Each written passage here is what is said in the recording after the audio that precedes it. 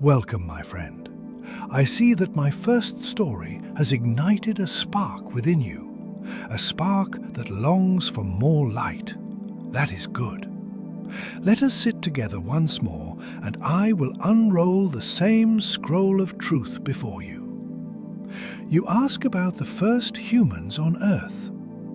Their story does not begin in the dust of the savannah, but in the glow of dying stars. Far from here, in the constellation you call Centaurus, there once existed a planet named Bakaratini. It was a world old and wise, inhabited by two great races, a black race with noble features and a yellow race whose descendants you know today as the Chinese. Their civilization reached a level you can only dream of today. They worked just 12 hours a week consisting of 6 days with 21 hours in each. This gave them ample time for spiritual growth and for life itself. But their hearts, my dear, followed a path that is dangerously close to yours today. They allowed their technology to outgrow their spiritual wisdom.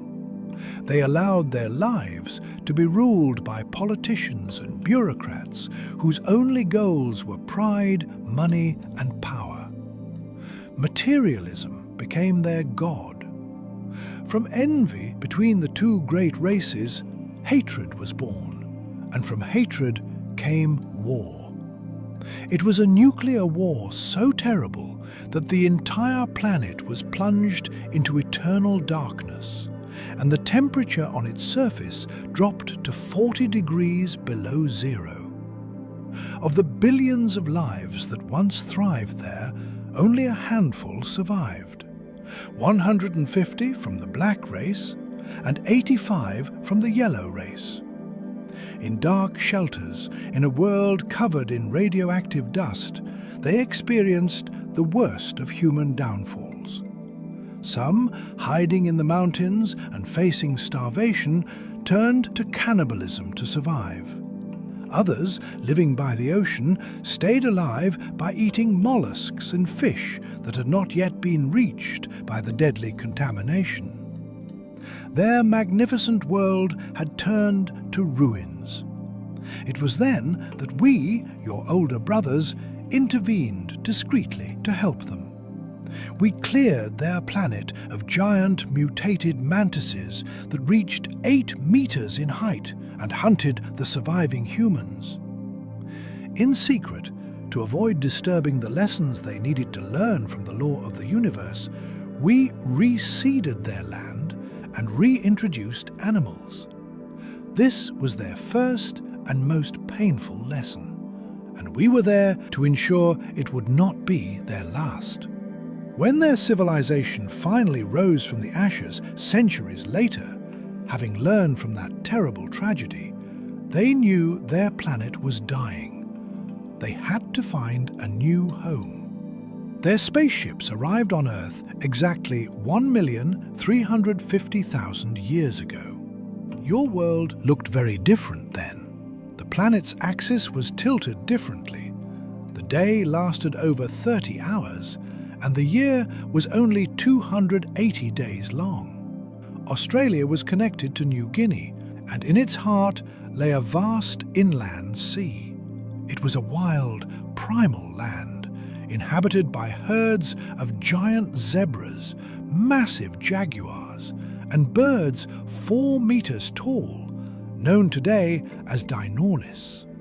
In the rivers swam crocodiles 15 meters long, and snakes that reached 30 meters in length. It was there, in this lush and dangerous land, that the black race settled. Meanwhile, the yellow race found its new home in the fertile regions of what is now Burma. They did not arrive empty-handed. They brought seeds and animals with them.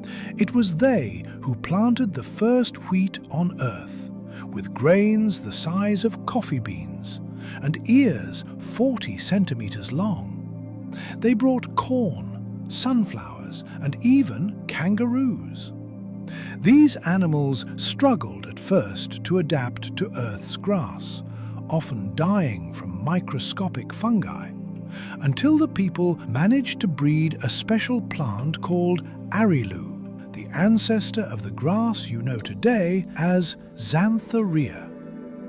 On Earth, they built a civilization based on the law of the universe. There were no political parties, and leaders were chosen solely for their wisdom and honesty. Their justice system was strict but infallible.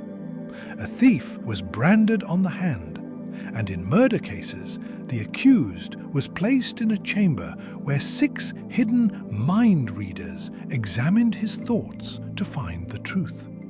Those found guilty were thrown to the crocodiles. Because of this, crime was almost non-existent. They lived in peace, trading with one another and exploring the world together. Unfortunately, this idyllic era did not last. Like an echo of the tragedy from their home planet, divisions appeared again, this time over religion. Part of the black race, misled by power-hungry priests who wanted to keep the people in ignorance, left Australia and emigrated to Africa.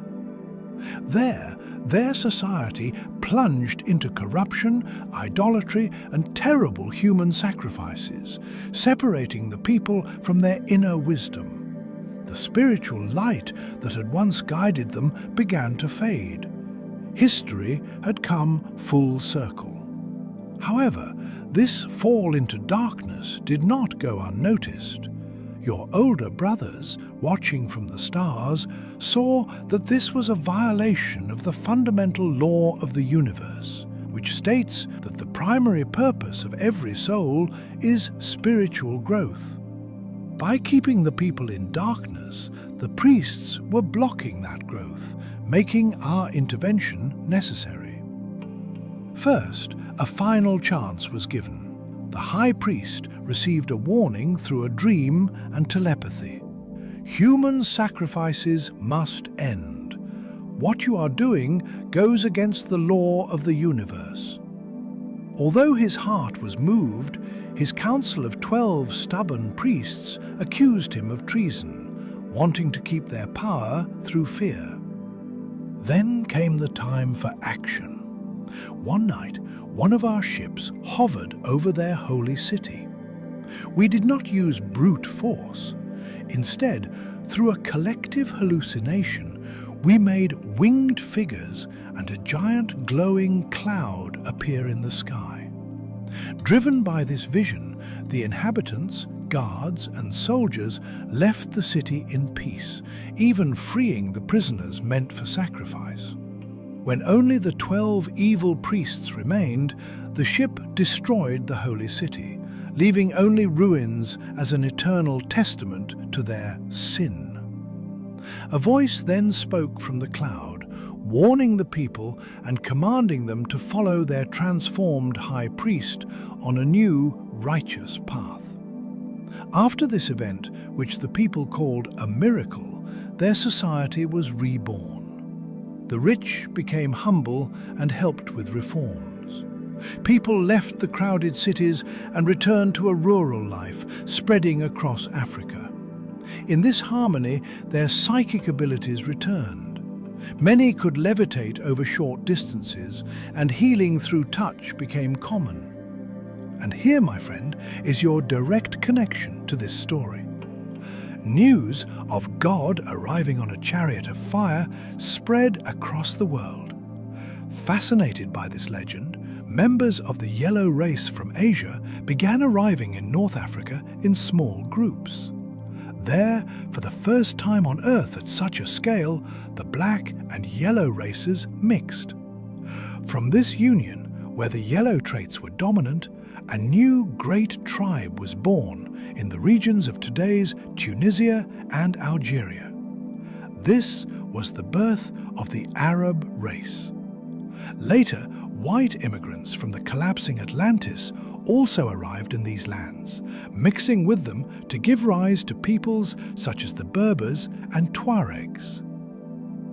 Why do I tell you this, my friend? Because their history is your history. In your veins flows the blood of these star wanderers. In your soul lies the same ability to create paradise and the same tendency toward self-destruction. Look at your world today, your wars, your greed, your destruction of nature. Do you not hear the echo of the tragedy of Bakaratini?